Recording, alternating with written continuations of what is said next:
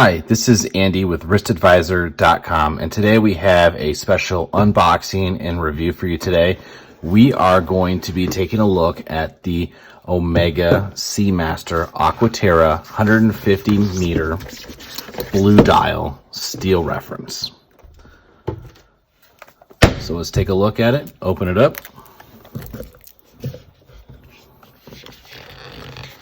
As you can see, the first impression is this dial is absolutely gorgeous. You can see it play off the light right here. The blue dial reference is the most popular from the most recent Aqua Terra collection that has been released. It is more of a dark blue when you see it in person, but there is definitely moments when in certain types of light, it looks like a very light blue. Definitely a very beautiful look for this watch. There are a lot of different dial combinations that come with this, with also different case material. There's a lot of two-tone options. There's also full precious metals as well. Personally, I think the blue is the best. I want to thank Moyer Fine Jeweler for letting us hold on to this one for a couple nights to be able to take a look at it, experience it hands-on, and really get to know this piece really well. One of the reasons why I was really interested in getting a look at this one in particular is because I have the Rolex Datejust, the 41 millimeter right here with the Jubilee bracelets. And when I bought this, I had not ever held the Aqua Terra. And this watch has been on my kind of on my radar for the last couple months, and I've been excited to see the two next to each other. So we are going to do a video in the future comparing the two of these.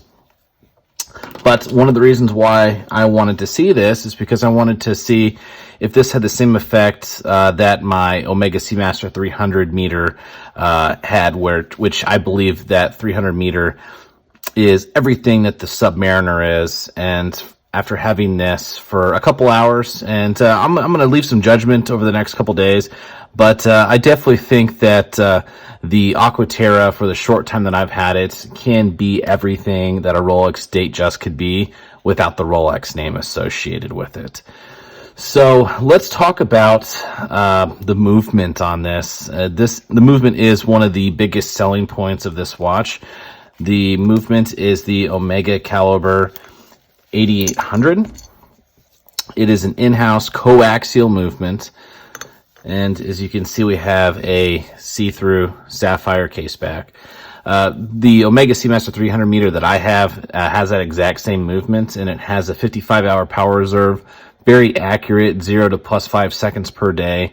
I've had that watch for at least 6 months now. I can tell you accuracy has never been an issue with wearing it. So, I can confidently say anyone that's taking a look at this, movement is superb. It is a master coaxial movement. The anti-magnetic features about this movement are very strong. So it has resistance up to 15,000 Gauss, which is more than what the average person is going to be able to put up against a watch in almost any daily scenario.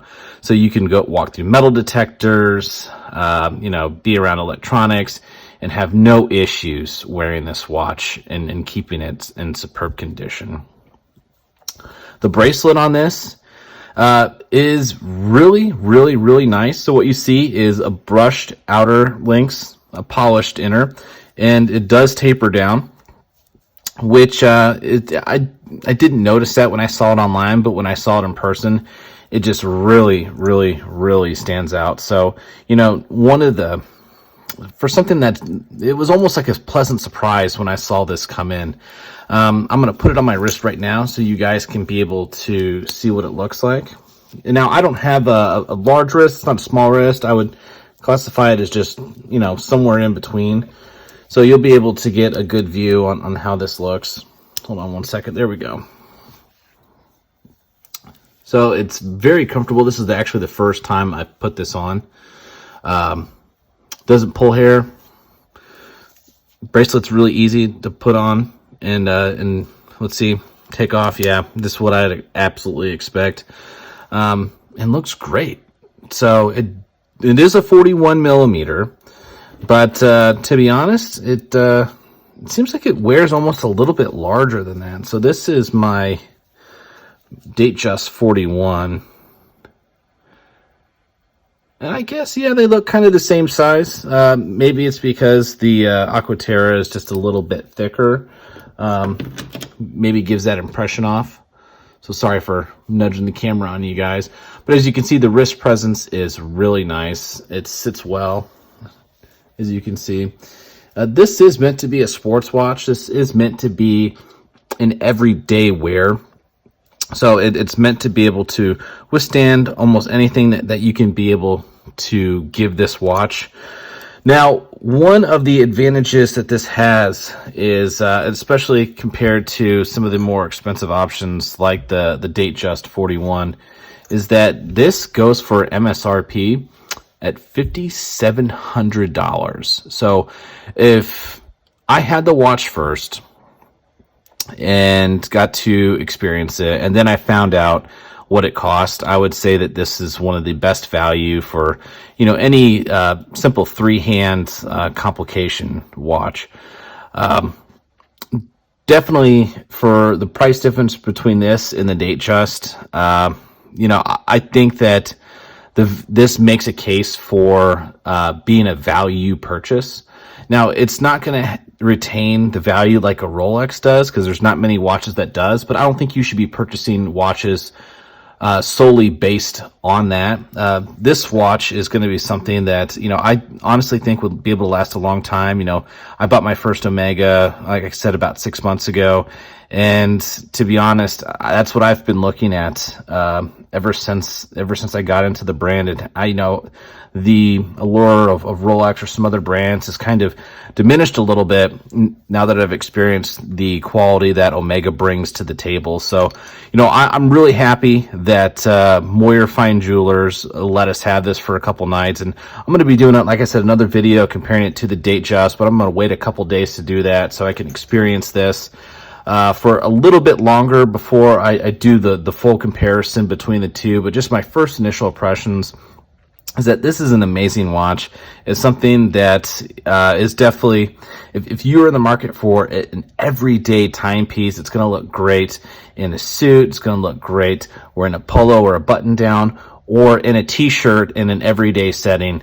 The Omega Aqua Terra 41 millimeter, 150 meter water resistance reference is going to be a great addition for your collection, or it could be a great one watch collection watch that someone that's not into Swiss watches but just wants to have a single really nice watch that they can wear all the time.